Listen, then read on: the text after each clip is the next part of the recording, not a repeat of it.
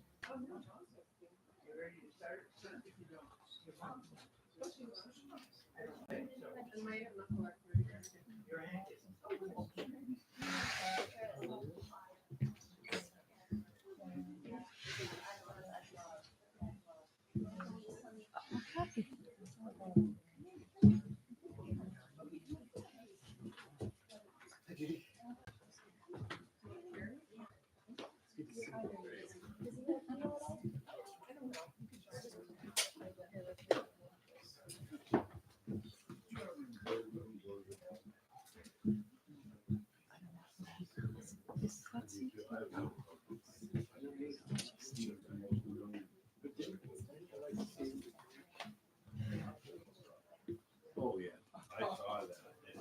And also, screen. Yeah. And I didn't know this.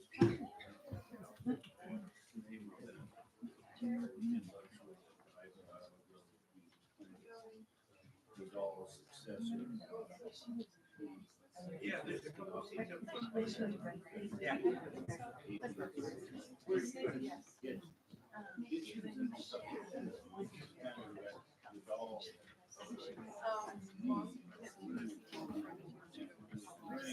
Do you want my chair, Linda? I can imagine.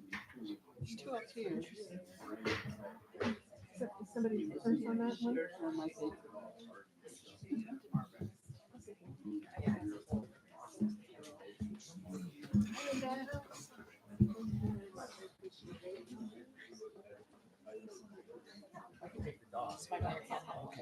Just really does small.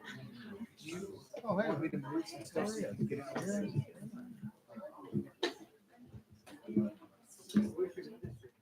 There are a couple of chairs upstairs.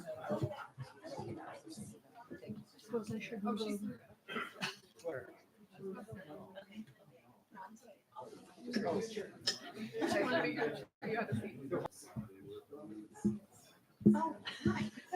There you go, one right there.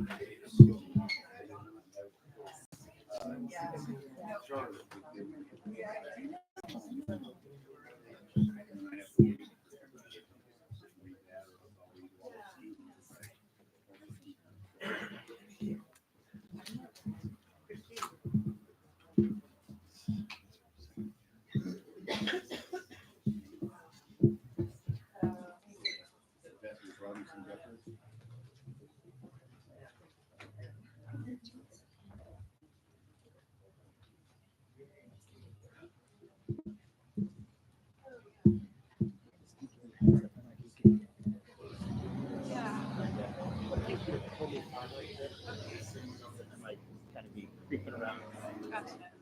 No.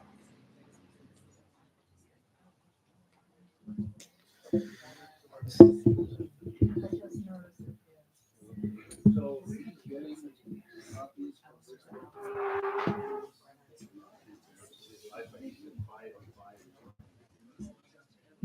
yeah.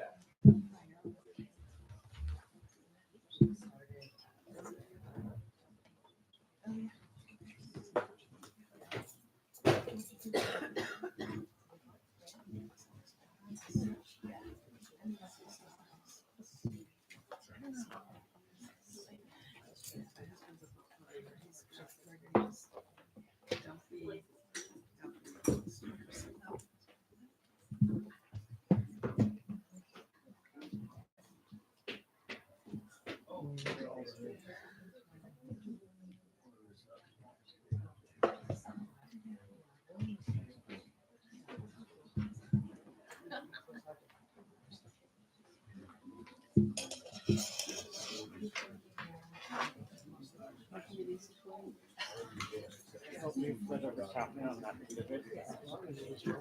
I just left. Just stand wherever. Time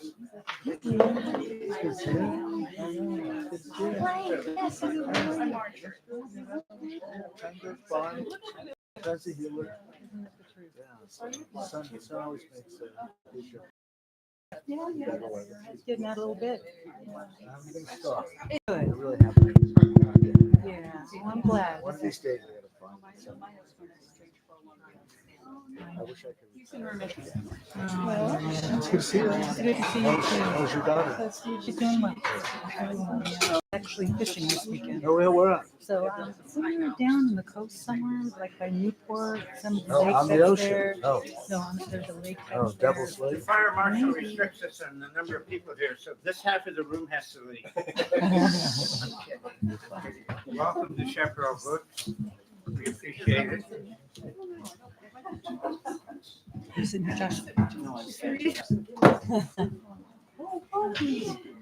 The chairs here.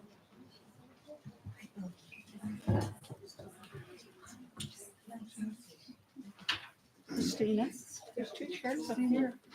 Okay. Should be so inclined.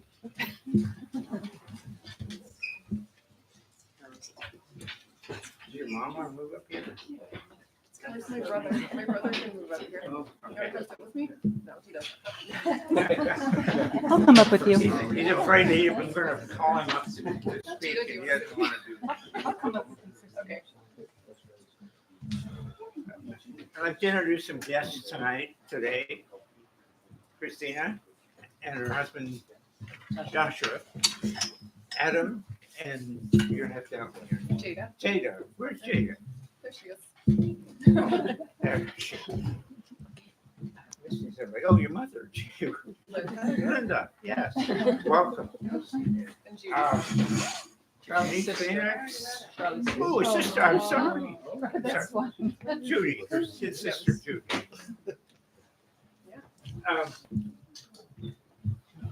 I started a bookstore over in the Ford building on Southeast 11th and Division 10, 15 years ago.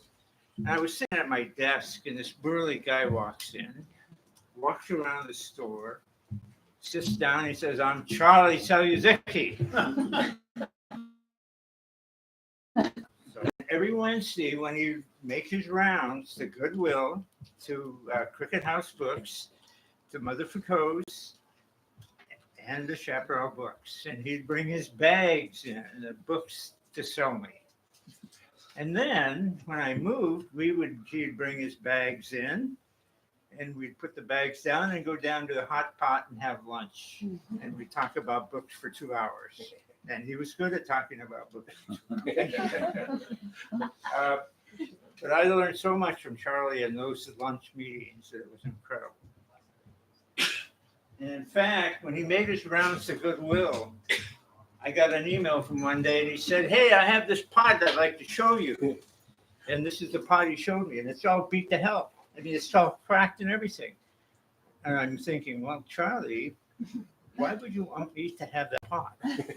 So I said, "Go ahead and bring it to me." Well, it turns out this is Hopi. This is Hopi. And it's very unique in that you never see a Hopi pot with like a basket. And even though it's beat up, it has beautiful drawings on it. And so Charlie recognized that. But the other part of this was, the last part, he gave it to me as part of a friendship. And I will always remember that. So,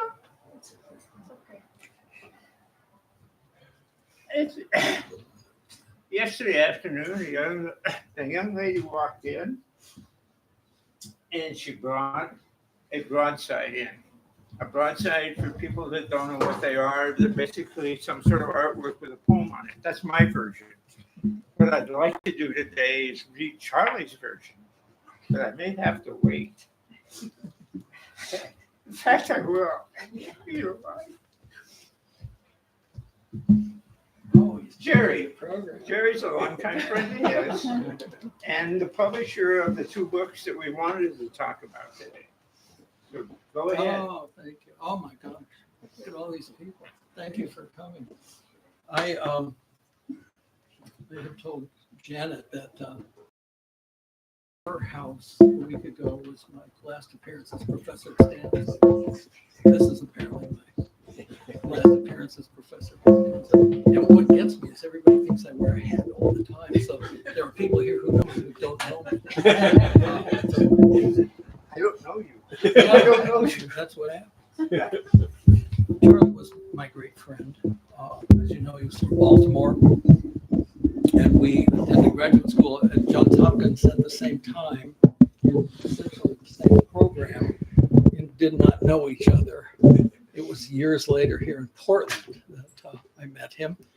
And Charlie was many things. And one of them was that he certainly was a poet.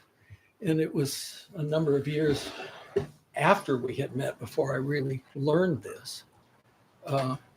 And also a number of years after we met before I learned he had any guns. So we had too many things in common.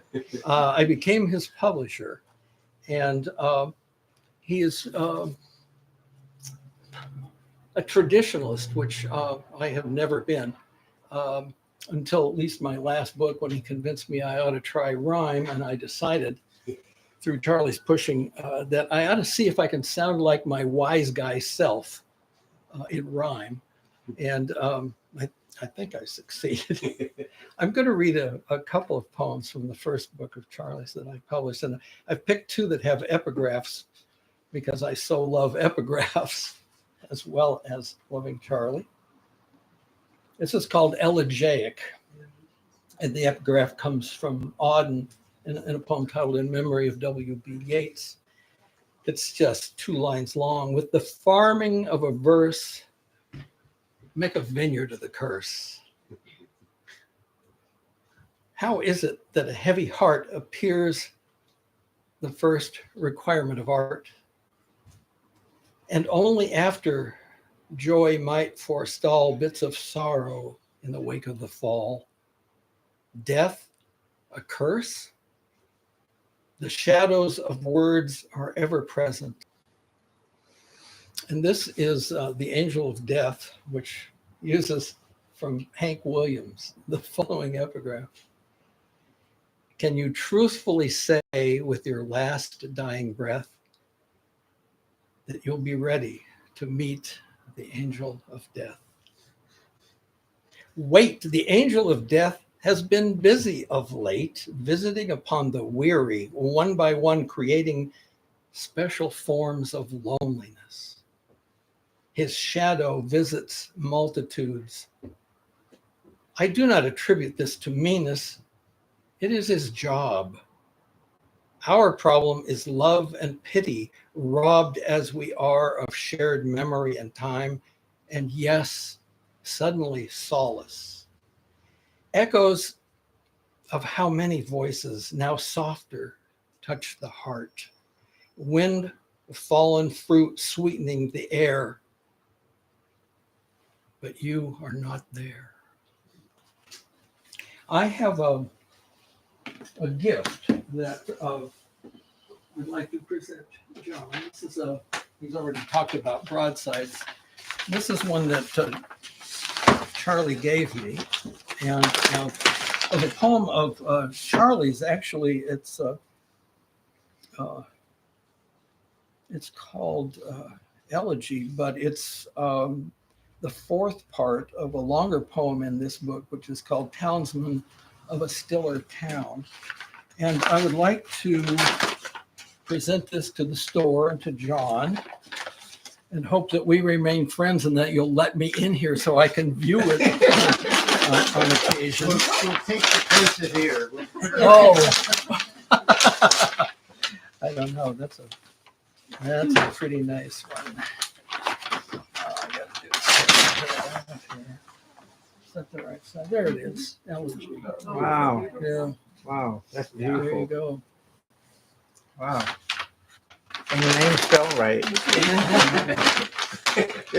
We were looking at this one and the name's not spelled Oh correct. boy. Oh, boy. Thank you again, everybody. Thank you.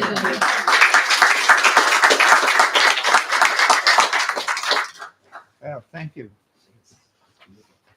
you. Craig, you want to go next? I'm Pete's Pete's after Craig, but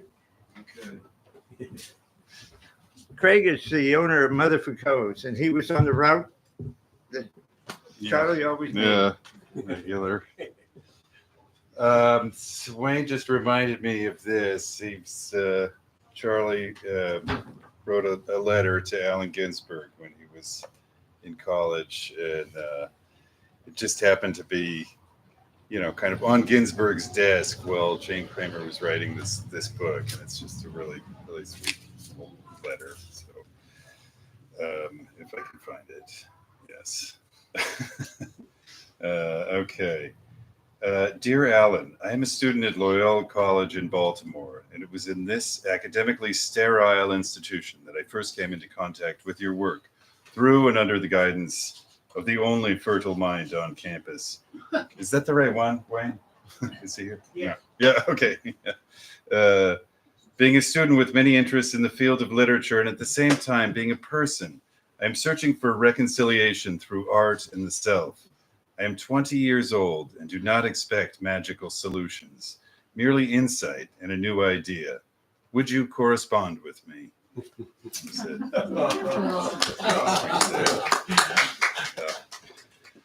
Okay, thanks. Pete, you ready? Yeah. Ready as I'll ever be. So I'm a friend of Charlie's. Gun shooting friend. Yes, we shot guns a lot, fished, and went to a lot of bookstores. But one thing Charlie had, he had a lot of passions. One of them was for the poetry of ancient Rome. And him and poet and scholar Paul Merchant would often go to lunch to talk about it. I got to go to lunch with these guys sometimes, and it was always, I just felt lucky to be there with them. So this poem is by Charlie from his last, about Catullus, a great Roman poet. It's called Prefatory. It says, always, Gaius, Valerius, Catullus, it was you, I should have brought my cheaters, teasing the reluctant blossom that some call elevated speech with a breezy flow whose nimble transits seek respite and, yes, at times, revenge. City fathers and other nitwits confuse this with vulgarity. I wonder if they were ever capable of an honest emotion, even as brats at home. On hot afternoons, the shaded spot out back has always been the place where you can sip cooled wine. It is there that we can talk of loved ones and the vacant and the false floods of feeling dancing on our tongues. I have a second one. I'm kind of loath to read it. I'm not really good at this, but this was originally published in the Southern Poetry Review. And Charlie told me he wanted to be a poet since he was very young, but got caught up with raising children and selling books. And he only really got back to it, what, Jerry, last 2-3 years? No, Longer than that? Yeah. But this is one of his earliest poems called Strange Happenings on Norman Creek, which I understand was a place he haunted as a child. And again, I wish I would have brought my cheaters. The house was a cellar full of muskrats, grinding into the bedrooms in those first summers. Crab pots bobbed between oyster gray boats off the evening wharves of Norman Creek. Each pot had its spooky chicken's head laced with display case efficiency at the end of wire mazes, or was baited with cryptic grandfather eels who squirmed to death in the captain's salt rock barrel. Either did just as well and was just as hard to understand, even after seeing bluefins pinch and muzzle the pinched meat with mandibles running like John Deere harvesters busting in the crops on late summer afternoons. Once past the smell, opportunities for caged observation were for certain, all before rattling crabs down to closed boards, claws scraping wires, holding on spread eagle like children on centrifugal rides, or scuffling back to meat. Years later, I stopped dead in the middle of my rattling. Old muskrats empty out of the bulkheads. Loose crabs plop overhead in pairs as slow-born tidewaters furrow the shore with impatient death watches.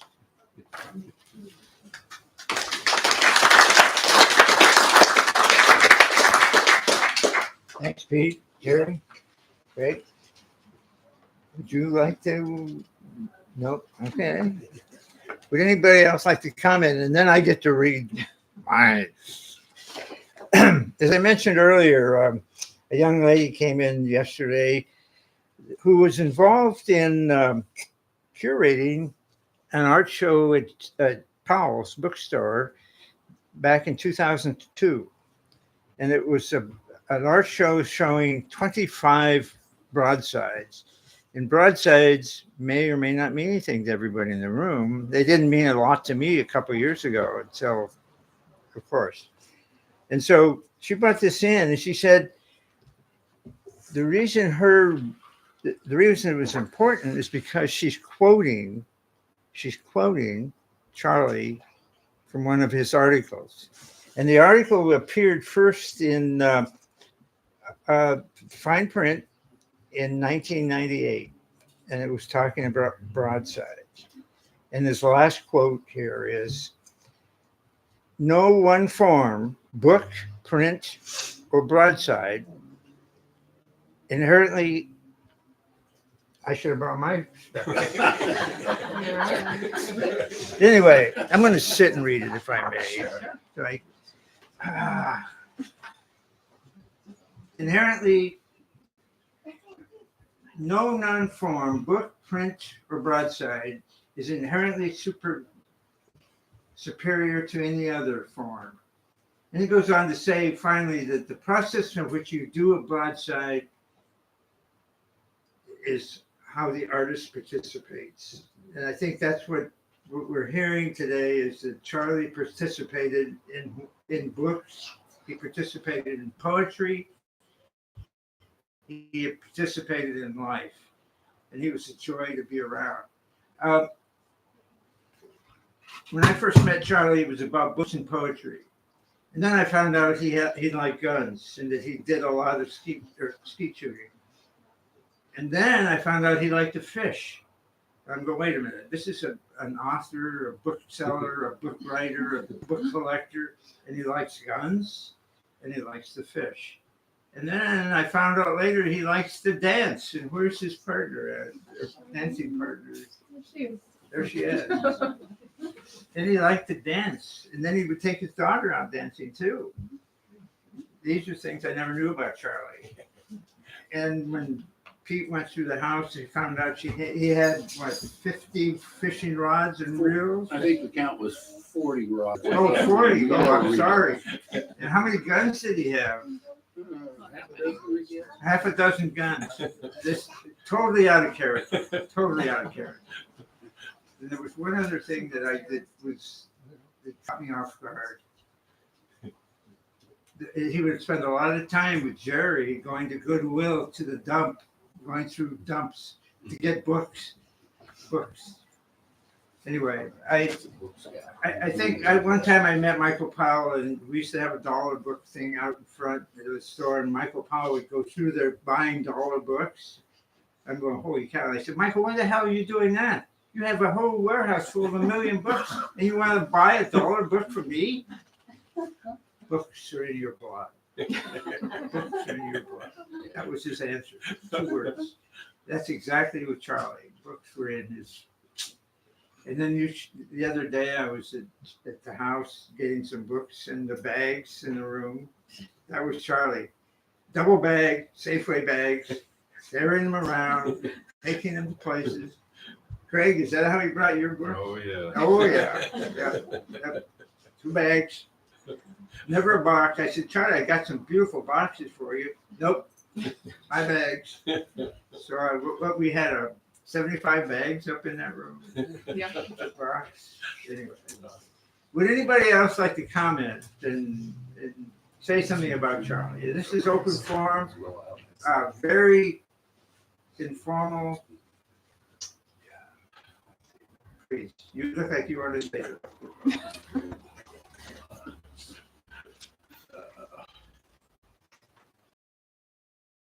you need anything, I have a couple of steps. So, Christina, you got some words you'd like to say? I think just from Adam and I and Judy and all of our family, we're just so thankful to you for putting on this special event and giving people an opportunity, especially people in the book world, to come together and talk about our dad's work and, you know, what he meant to all of you as a book dealer and friend. And yeah, so thank you. I mean, it's really meaningful to me, and I think to all of us, and it helps us to process the loss of him. I'm not putting you on the spot, Judy.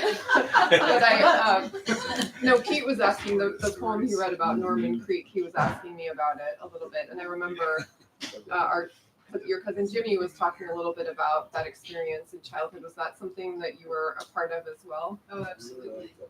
Yeah, Norman Creek actually was on a river called Middle River, which in Baltimore is known for actually sewage that's dumped into Middle River. But our cousin's family had a house there, and during the summers we spent significant time, especially on the weekends, going there, jumping off the end of the pier, swimming, you know, taking a boat and going out fishing. I was never permitted to go with them because they said that when the guys had to go to the bathroom, that I couldn't see what was going on. But I did want to comment on just one other poem that is in An Accounting of Days. And it's just more that all of us who have siblings sometimes have experiences where one remembers an event one way and one remembers it the other. Sure. And in Charlie's a stork, because we spent a magical summer in Florida, and our father worked for NASA as a contractor, and so we went to Cape Canaveral, and my parents rented a house that was across the street from Cocoa Beach. So if you would like to hear the poem, Sure. we can, you know, I can read it. My grandson Gavin is on my lap, by the way. So, let's see. Yeah, it's Keyless, but this one was.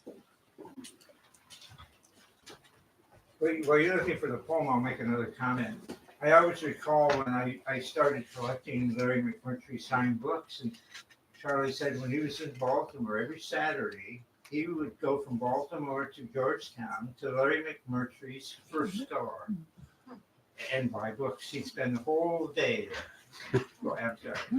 No, that's all right. So this is on page 14. It's part of a series of the Florida experiences. But we had this house across the street from Cocoa Beach, and literally we'd have breakfast. And Charlie was 11, and I was 7. And my mother would, just let us run to the beach. We would run through the reeds onto the beach. No sunscreen at that time. We turned brown as bears that summer. But we had all these adventures on the beach, many of which are in Charlie's poems of that series. But this particular one, he says, on hands and knees along the water's edge, buckets full of sand fleas. In an instant, a wood stork, looming large and primal. By the time my eyes met my sister's, it was gone. Now I wonder at the visions of children and the stork's nearest relation, the ibis, ancient patron of scribes. So my side of that story is that Charlie and I were talking, and he said, don't you remember that ridiculously large stork that we met at the beach in Florida? And I looked at him and I said, what are you talking about? And I said, I think I would have remembered a bird larger than me. But it's just, also the bird, as he remembered it, truly was gone in a flash. And I might have missed the experience. But I also want to thank John and everyone who has read poems today, who clearly have places in their heart for my brother Charlie. So thank you. Where did Adam go? Does he want to come? No, he doesn't. Yeah. I'll say one thing. So Charlie and I lived in Baltimore starting in 1969 when I moved there, and he went to Goodwill's all the time. That's what we did. And but anyway, he collected books, and So Josh can. oh, I was not. I've never been a book collector, but I one day. Peter Howard, and probably most people don't know him, had a bookshop in San Francisco called Serendipity Books. And he came to our house in Baltimore, and they had gone to the bookstores and they had been there. And then they were upstairs looking at books. And about midnight, they came running down the stairs, and they were both just giggling. And they were going to go to the bookshop where Charlie worked so he could get in there at night. And the two of them were just excited as could be. And they're running down the stairs and heading out to this bookshop at midnight. And I thought, oh, well, he's not the only one, I guess. There's somebody else who's as crazy about books as he was. But that was when I got the sense that that was a whole world. Yeah, Peter Howard had was quite a curmudgeon. This is the version I heard of in San Francisco. But I recently, Charlie had an opportunity to buy some of Peter Howard's books through a dealer in Salt Lake City, Ken Sanders. I had bought some, mentioned to Charlie that they were available, and so Charlie bought some. He got really upset because Ken Sanders sent him all of Peter Howard's stuff from Canada, which had very little value. And so that really bothered him. And he told Ken that, and Ken said, fine. He shipped him some other books out. But yeah, Peter Howard was quite a character there. Yeah. Any other comments, statements? Craig, tell us about some of his. He just had a reading recently at your store, wasn't it? Well, that was for Elegiac. Come back up. Yeah, that was nice. There's, yeah. Yeah. Were you there for that? You were there. No, I didn't. I missed it. I was out of town at that time. Yeah. I have some pictures from it. I will print one out for the memorial. That was great. I was packed. Judy and Steve were there, and that was an amazing event. Yeah, it's really sweet. When did you meet Charlie? Well, just right when I opened the shop, he kind of was maybe one of the first people to come in, and kind of probably about the same sort of it's introduced himself, and then kind of put it on his regular route right away.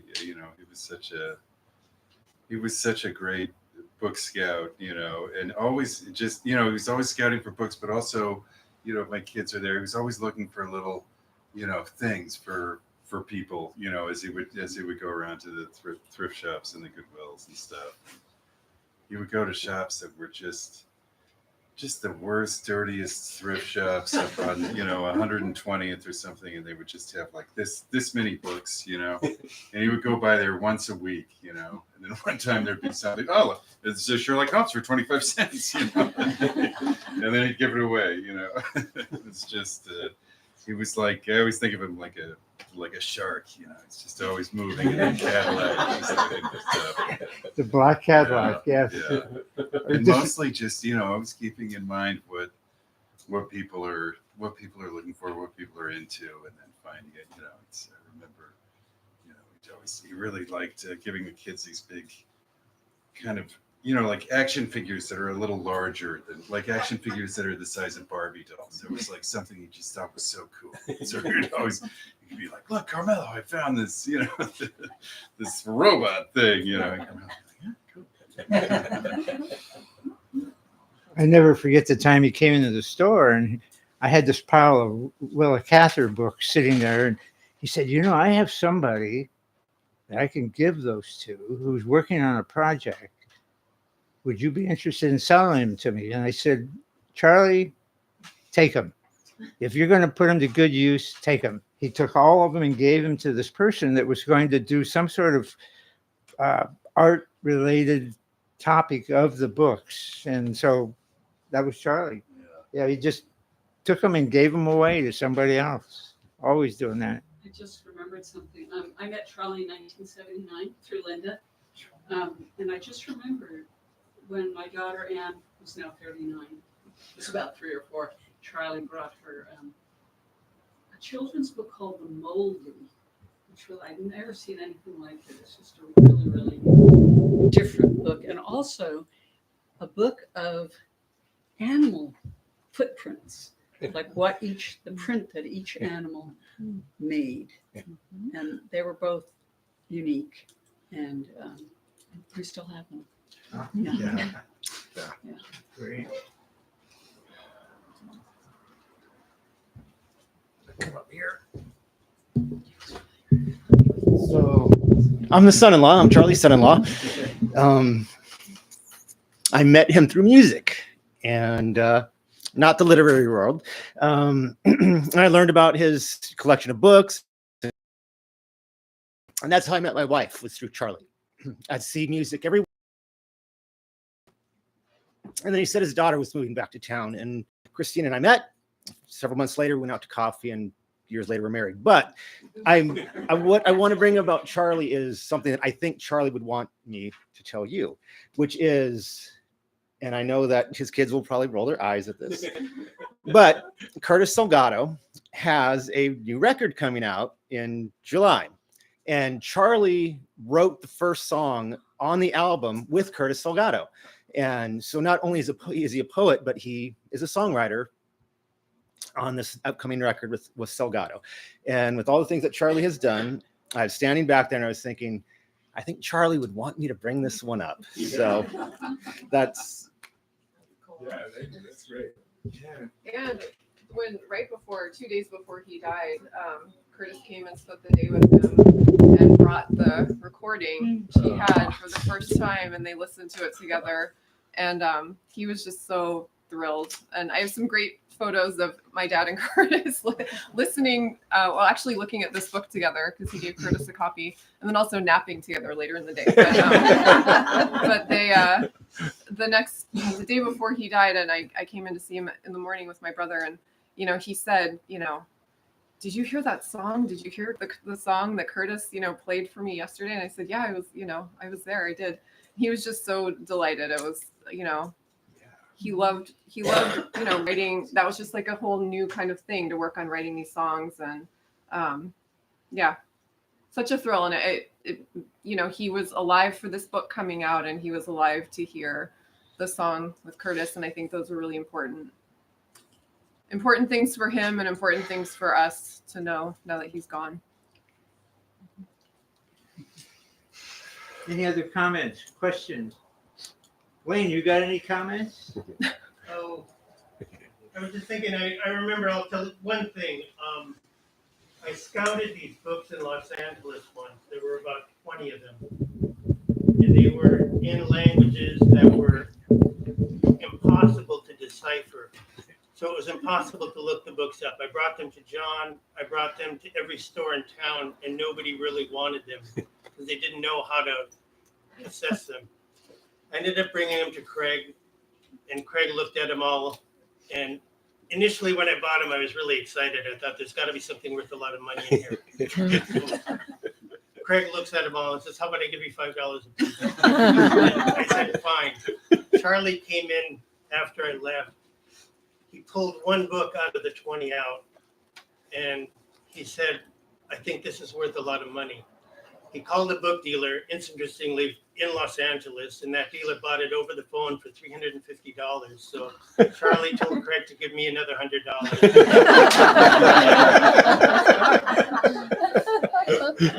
And that just kind of sums up Charlie for me. Just, nobody else would have known that. And if you had seen the book, it was so obscure. But, that was Charlie.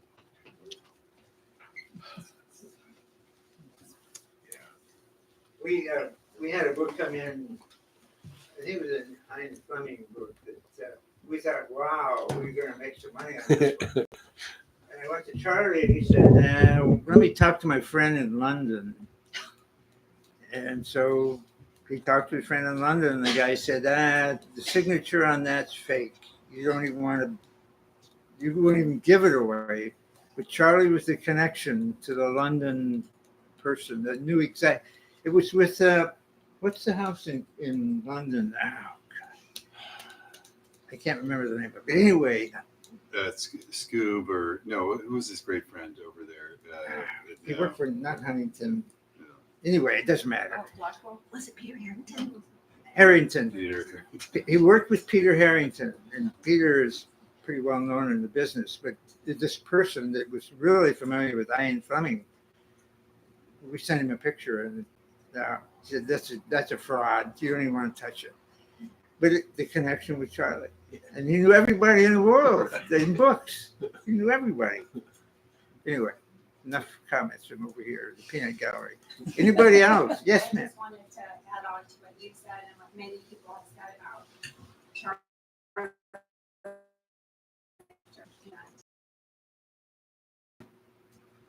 She got me started. Music and musicians and dance and people and this connection started very light and have become very rich, and it's all because of Charlie. I think that's what kept him going, and then we passed that on to us so that we could keep that going. So just know that all of us in this room have at least one thing in common. I don't know what it is, one thing that Charlie had, but you probably have 2 or 3 or 4 in common with everybody in this room, because that's how Charlie's wired. So it's a pleasure to be here with all of you, and thank you for hosting. It's so special.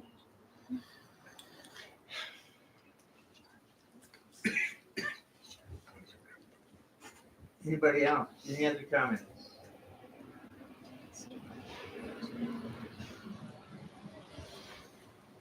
Jerry, tell me about the time you first met Charlie. I met him at Craig's bookstore. But no, I don't listen too long a story. No, Why not? I don't know if this is yeah, it is a happy story. Doesn't have to be. Okay. No, I'll make it this fast. I'm from Oregon. And when I was a boy, if you wanted to hitchhike, all you needed was a fishing pole or a 22. Everybody got picked up if you had one of the other of those things.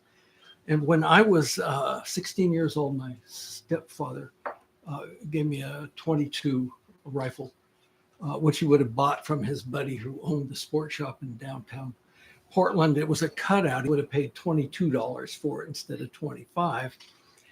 And I went out in the woods with my buddies on 2 or 3 occasions. And by the time I was 17, the gun was missing. And I knew it was my brother. And I complained to my parents. And they said, "Oh, he's 12. He doesn't steal guns." Turns out he steals your inheritance and everything else. And I have not spoken to him for 47 years. But often when I would come to Portland before I bought the house at the coast, I would stay with my cousin, a female, and I had always forgotten that my brother and she were cousins as well, and they had not had a falling out. So I arrived about 10 years ago at Christmas time, and I had shingles, and it was a miserable trip. And as I'm walking up the stairs to my bedroom, there was a gun rack that my uncle had built into the house in the 30s when they built the house. And there was a beautiful rifle in it. But I was so ill, I just didn't give a damn.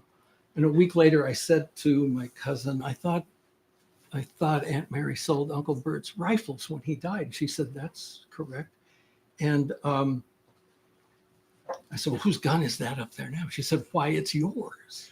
And you should have seen me go up the stairs. It was like I was 16 again. I pulled it out and I went down and I asked her what the story was. And she said, well, she'd been over at my brother's. He was down in the basement cleaning his guns and invited her down. And she said, I thought I'd test your theory. You've only been postulating it for 50 years. And she said to him, which one of those is Jerry's? And he pointed to it. And she picked it up and said, it's not loaded, is it? And he said, no. And she said, well, I think it's time we gave it back to him. So I called Charlie and told him the story I just told you. And he said, bring it over and I'll clean it for you.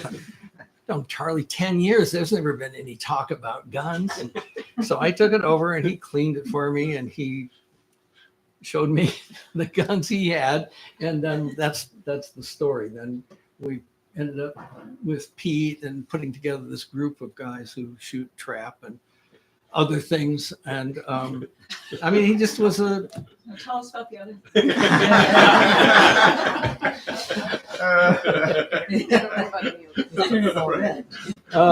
No. No, I've had my say. Thank you. Thank you very much. He was, as I said, a man of a million lives, and you've all said that as well. And in certain ways, I really, well, he did. And now I only had one friend, Charlie, and I'm never going to get over it. And the healing process can go on for the rest of my life, and it won't end until I do, because that's just not the way. It's too American to talk about a healing process. It's not going to end. Anyway, thanks. Yeah, thank you. I've got one more little story to tell too, and I'll sit down. My wife came back and said, you need to tell him this. So Charlie was big into social justice. I don't know if you know that. Back in the 60s, protesting, doing all of that. And he learned, we both bragged incessantly about our children. And my eldest daughter, or our eldest daughter, is a kindergarten teacher. Very poor, kind of rough school district on East Multnomah County. Many of the kids don't speak English, just no money. And Charlie learned this and began gathering books. Hundreds and hundreds of books in Spanish and different languages, and bringing them to my daughter. And she would in turn give them to the children to take home. Most of them had never had a book. And he did that up until his death. He never stopped doing that. Sweet guy, truly. That's all I got. Thank you. Any other comments? Well, thank you for coming. Been a very interesting day. And like you said, Jerry, the healing process will not occur. No. There will be times when Charlie will be here. I have one other thing that you were talking about political. I think Charlie, wherever he is right now, is probably clapping his hands on what happened in New York a couple of weeks ago. He was very, that was part of our lunch discussion, was the politics of our friend who hopefully will end up in jail, maybe. But Charlie's clapping. He's clapping. And the results next will make him even happier. All right. Thank you.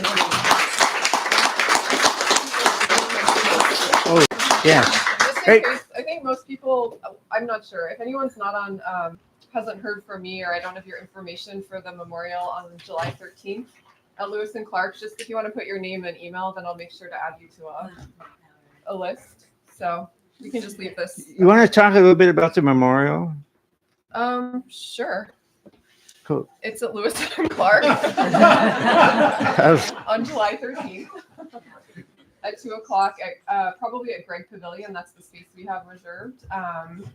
And Lewis and Clark is very kindly putting it on for us, given my dad's relationship with the special collections and library there, and with my brother's relationship through my dad there for many years when Adam went to Lewis and Clark. And so we'll have different talks and readings. And just a simple reception after we're there. So a couple of hours Saturday afternoon on July 13th. Yeah. But it's a Greg Pavilion. Is that on the main campus there? Yep, it's right. It's actually connected to the chapel. So it's pretty easy. When we were driving there yesterday, I just put Greg Pavilion into Google and it actually just pulled it right up. So I can't give you any details about parking, but there are different parking areas around different lots, and it's pretty easy to find. You think so, Jada? It seemed pretty straightforward. Yeah. But I can also put my email address on this piece of paper, and if anyone wants to contact me with any questions and my cell phone number, you can. So I'll write that down too. Tell them you have Charlie's first book available for sale. Oh, yeah. Yeah, we have some copies of both of Charlie's books that are available here. If you want one and they're not available, leave your name and we'll try to get some. But as I understand it, these are already out of print. Or is it the second one that's out of print? No, this one. This one is out of print. So we can struggle to get. We had some copies coming in from Chicago and they were supposed to be here Friday. Need a lot of good. I have an anecdote about Charlie that no one else has mentioned. You've talked about his work published and all that, but no one has talked about anything he's ever recorded. So we were talking about old times one day. We were almost contemporaries. He was a few years older than I. We were talking about the Vietnam era. And somehow the Fugs and Julie Kupferberg and Mr. Sanders came into the conversation. And then he started talking about the levitation of the Pentagon event. Allen Ginsberg, Norman Mailer was there. Well, Charlie was there. He told me all about it. And then he later that day sent me a link to an audio clip on YouTube that was of the chanting that happened at that event, where they were going to levitate the Pentagon. And Charlie pointed out that if you listen very closely to a certain part of it, you could pick out what he swore was his voice. So he is, as well as being published, he's immortalized in audio as well. You have to know where to look. And I don't know where because I've forgotten what it was. I'm his next door neighbor, by the way, since a few years ago. This is Judy again with just maybe a final word. Charlie was so heartbroken when RFK was assassinated. And as you may remember, there was a train ride where RFK's casket, and it came through Baltimore. And Charlie went to the train station and he stood and waited for the train to come into pass. And somehow this was captured on video. And it wasn't until years later that I was watching an RFK retrospective. And I see this picture of my brother standing at the train station with a tear coming down his face. Oh, boy. And that I think is recoverable. I sent Charlie a link. Okay. So, but part of his, heart and soul kind of wish for the future of the world that he was so devastated by Thank you. Any other comments? Again, thank you all for coming, and we'll see some of you on the 13th.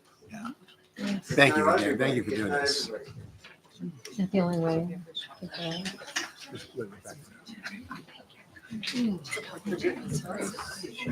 Should I just leave this here? Yeah. And did you say you have copies of the other book? Do you think?